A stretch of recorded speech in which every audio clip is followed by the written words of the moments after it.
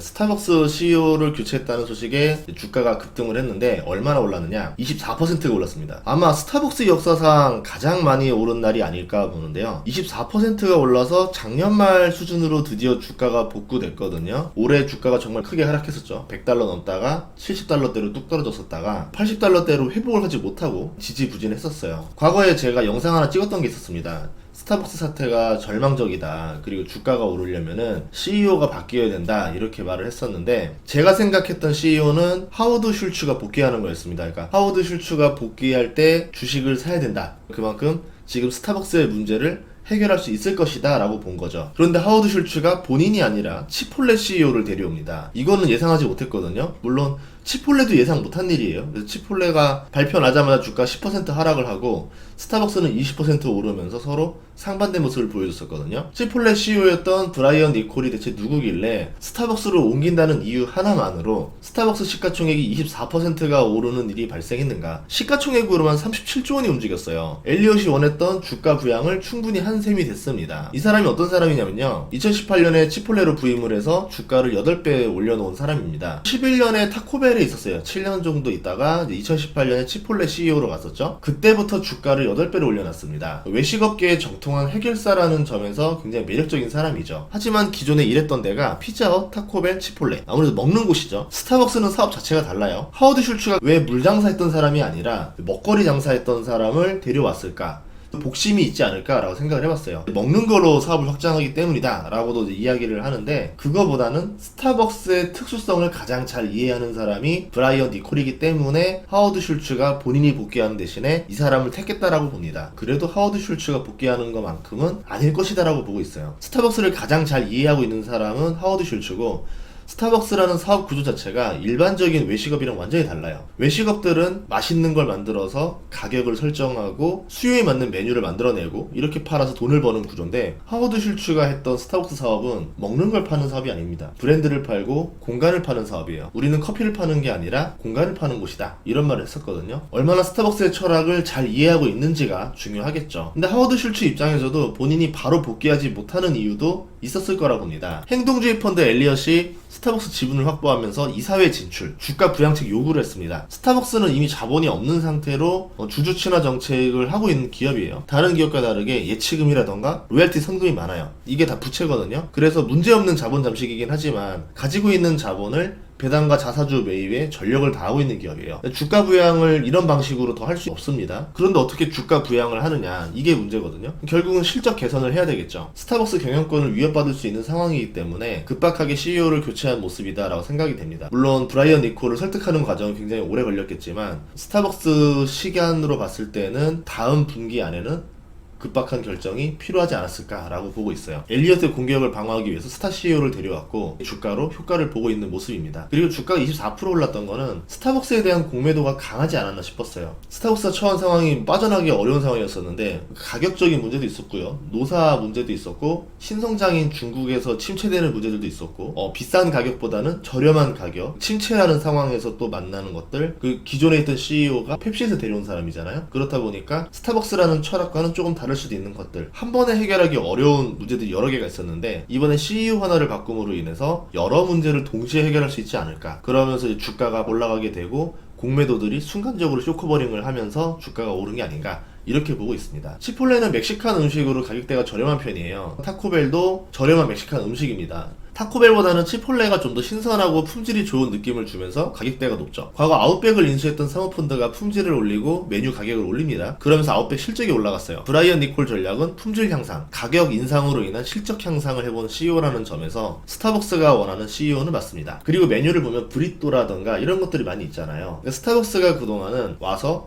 샌드위치를 먹는다던가 케이크를 먹는다던가 디저트 아니면은 아침 식사를 살짝 먹는 곳이었다면은 이제는 점심까지 해결할 수 있는 곳으로 바꾸려고 하지 않을까. 스타벅스라는 게 커피를 파는 곳에서 이제는 식사까지 파는 캐주얼 레스토랑으로 진화하려는 전략이 아닌가. 저는 여기에 더해서 브랜딩을 굉장히 신경을 썼기 때문에 이 사람을 데려왔다 보고 있거든요. 치폴레 포지션이 굉장히 독특합니다. 패스트푸드가 아니에요. 캐주얼 레스토랑이에요. 스타벅스도 다른 커피 가게랑 달라요. 조금 더 고급스러운 인테리어와 가격대를 형성하고 있고 고급스러운 분위기거든요. 여기서 음식을 먹는다면, 브리또를 먹는다면은 비싼 가격을 주더라도 먹을만 하겠죠. 치폴레를 경험한 CEO이기 때문에 스타벅스의 포지션을 잘 알고 있을 겁니다. 그리고 치폴레는 Z세대에게 인기가 많은데 그 이유가 메뉴가 빠르게 나오면서도 품질도 좋고 건강한 메뉴라는 인식을 주고 있어요. 햄버거, 피자 같은 전통 음식이 아무래도 건강하지 않고 진부한 느낌을 주는데 치폴레는 멕시칸 음식이다 보니까 조금 색다른 느낌도 주고 있죠. 스타벅스랑 비슷한 가격대의 포지션, 그리고 비용 통제, 젊은 세대 공략, 품질 향상, 실적 향상이라는 점에서 스타벅스 입장에서는 데려올 수 있는 CEO 중에서 스타벅스를 가장 잘 알고 있고 스타벅스의 문제를 해결할 수 있을 거라 보는 CEO를 데려왔고 시장은 그렇게 생각을 한 겁니다. 그런 이유로 주가가 24%가 올랐고요. 하지만 스타벅스는 하워드 슐츠의 철학이 담긴 곳이기 때문에 브라이언 니콜이 얼마나 하워드 슐츠의 철학을 이해하고 그렇게 움직일 수 있는가가 중요하겠죠. 스타벅스가 커피만 파는 게 아니라 공간 디자인, 종업원의 말과 태도, 로고, 진동배도 두지 않는 철학이 있어요. 비음식적인 요소들과 커피가 맞물리면서 브랜드를 유지했는데 여기서 먹는 거를 넣는다고 했을 때 얼마나 브랜드를 유지할 수 있을 것인가. 예를 들어서 단기적으로 실적은 잘 나올 수 있지만 스타벅스라는 브랜드를 해칠 수도 있지 않을까, 이런 우려가 있습니다. 스타벅스 같은 경우는 다른 외식업과 좀 다르게 단순히 메뉴 가격이라든가 품질 향상만 신경 써서는 커버할 수 없는 영역들이 되게 많이 있어요. 노조 문제도 있고요, 원두 가격 문제도 있고, 중국 침체로 인한 부진, 루이싱 커피같이 지금 저가 커피가 고성장이거든요. 예를 들어서 스타벅스는 9시간 반 만에 매장 하나씩 생기는데 루이싱은 1시간마다 매장 하나씩 생기고 있습니다. 굉장히 빠르게 치고 들어오고 있죠. 이런 복잡한 문제를 해결하기 위해서 누구보다 이 문제를 잘 알고 있는 하워드 슐츠가 복귀하는 게 저는 가장 베스트라 보고 있고, 그런데 슐츠가 복귀하지 못하는 이유 중에 하나가 이런 이유도 있다라고 봐요. 과거 같은 경우는 2008년도 그렇고 이제 코로나 때도 그렇고 위기가 발생할 때마다 하워드 슐츠가 구원투수로 등판해서 문제를 해결해 놓고 새로운 대표를 앉혔어요. 그런데 이번에 스타벅스 문제는 굉장히 심각한 문제인데 하워드 슐츠가 복귀하지 않은 이유가 무엇일까? 이거에 생각을 해봤습니다. 제가 생각해봤을 때는 이번에는 하워드 슐츠가 복귀하지 않는 게 조금 더 나은 선택이라고 판단했을 수도 있습니다. 스타벅스 전세계 매장 수가 37,000개예요. 그리고 중국 매장이 6,500개입니다.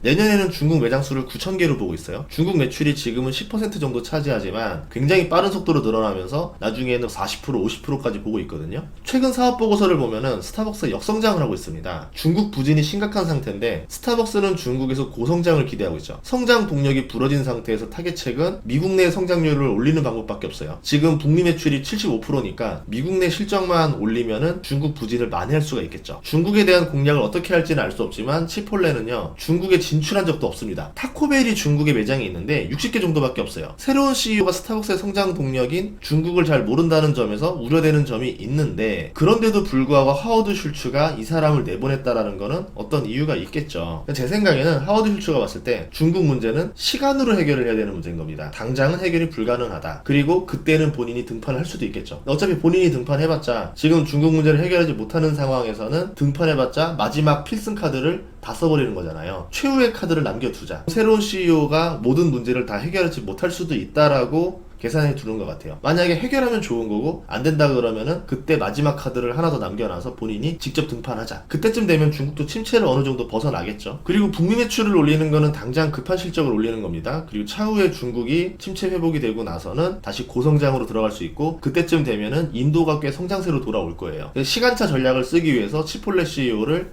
단기적인 전략으로 데려온 게 아닌가, 이렇게 볼 수도 있고, 치폴레 CEO 연봉을 얼마나 줬길래 넘어왔을까 라는 걸 생각을 해봤을 때는 스타벅스 입장에서 아주 오래 쓸 수 있는 사람은 아니지 않을까, 한 5년 정도를 보고 투자한 게 아닌가라고 생각이 됩니다. 스타벅스는 북미권 실적이 좋아진다 하더라도 이거는 이제 쥐어짜서 올리는 거고 계속 고성장할 수 있는 건 아니거든요. 결국은 중국이나 인도 같이 인터내셔널 분야 쪽의 매출을 많이 늘려놔야 돼요. 이때는 새로운 CEO가 필요할 수도 있겠죠. 하워드 슐츠 나이가 71세예요. 스타벅스라는 게 그동안은 잘 해왔지만 또 새로운 세대들의 마음을 잡으려면은 하워드 슐츠보다는 아무래도 브라이언 니콜이 Z세대를 확보하는 능력을 보고 나서 이 사람이 더 낫겠다라 판단했을 수도 있다라고 봅니다. 빠르게 변하고 있는 트렌드들, 그리고 Z세대를 잡기 위해서는 치폴레 CEO도 신의 한 수지만 아무래도 스타벅스라는 브랜드를 유지하기 위해서는 하워드 슐츠가 필요한데 그때는 다시 한 번 더 등장할 수도 있지 않을까라고 생각을 하고 있습니다. 그러면 스타벅스는 앞으로 어떤 전략을 쓸 거냐? 브라이언 니콜이 치폴레에서 썼던 전략을 스타벅스에 적용하겠죠. 그런 이유로 데려온 겁니다. 우선은 커피 가격 인상을 할 거로 보고 있어요. 하지만 가격을 마음껏 인상할 수는 없어요. 한계는 명확하죠. 결국은 비용 통제를 강력하게 할 거라 보는데, 스타벅스는 임대료가 높은 주요 자리에 있습니다. 사이렌 오더를 통해서 테이크아웃 위주의 픽업 매장을 늘릴 가능성이 있다고 보거든요. 지금도 하고 있지만 픽업 매장은 임대료도 적게 들고 인건비도 적게 들어요. 팀 문화를 싫어하는 Z세대 Z세대는 필요한 커피만 빠르게 가져갈 수 있기 때문에 이런 픽업 매장을 훨씬 더 좋아할 겁니다. 그리고 현재 원두 가격 압박을 받고 있는데요. 비용 통제의 달인 브라이언 니콜입니다. 치폴레에서 메뉴 단순화, 폐기물 절감, 장기 계약으로 원자재 비용을 줄였어요. 스타벅스에서 원하는 비용 통제도 하지 않을까라 보고 있는데 이제 재무제표로 서서히 확인이 되겠죠.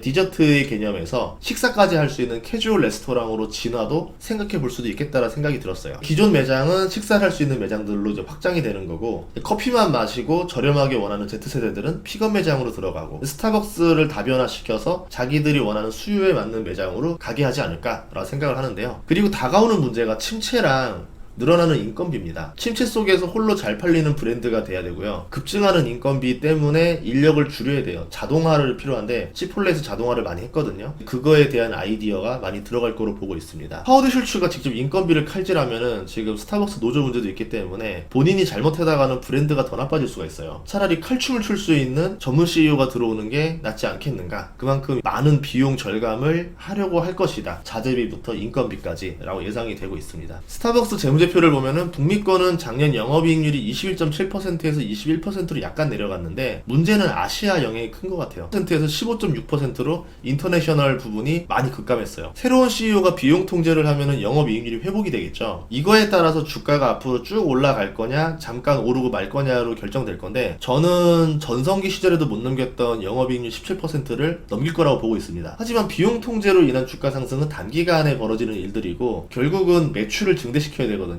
신성장을 통해서 주가 상승을 시켜야지만 길게 갈 수 있어요. 새로운 돈줄을 무엇으로 볼 것인가, 그리고 어떻게 스타벅스 가격을 고객들의 반발 없이 인상시킬 것인가, 이거를 봐야 됩니다. 전반적으로 하워드 슐츠 복귀 다음으로 최선의 선택을 했다고 보고 있는데요. 새로운 CEO가 치폴레에서 했던 역할을 스타벅스에서 해줘야 됩니다. 과거의 펩시 CEO는 유통 전문가예요. 스타벅스의 제품을 마트에 넣는다던가 이런 쪽으로 새로운 성장 모델을 생각했다면은 이번에는 외식어입니다. 지금 가지고 있는 지점들을 어떻게 잘 살릴 것인가, 본질로 돌아왔다라는 점에서 좋은 선택이라 보고 있고, 그리고 하워드 슐츠의 철학을 얼마나 이해하면서 브랜드를 안 망가뜨리고 매출을 늘릴 수 있느냐, 이 두 마리 토끼를 잡을 수 있느냐가 브라이언 니콜이 해야 될 일이라고 보고 있죠. 우리는 이 두 개를 보면서 투자를 이어가야 되겠죠. 스타벅스는 인플레이션을 이겨낼 수 있는 좋은 회사 중에 하나예요. 코카콜라도 있지만 코카콜라의 성장률보다는 더 높은 성장률을 가져가면서 안정적인 현금 흐름을 가지고 있는 기업이거든요. 그리고 자본을 남기지 않고 주주들에게 자사주 매입이라던가 배당을 주고 있는 훌륭한 회사입니다. 그래서 스타벅스라는 기업은 크록스라던가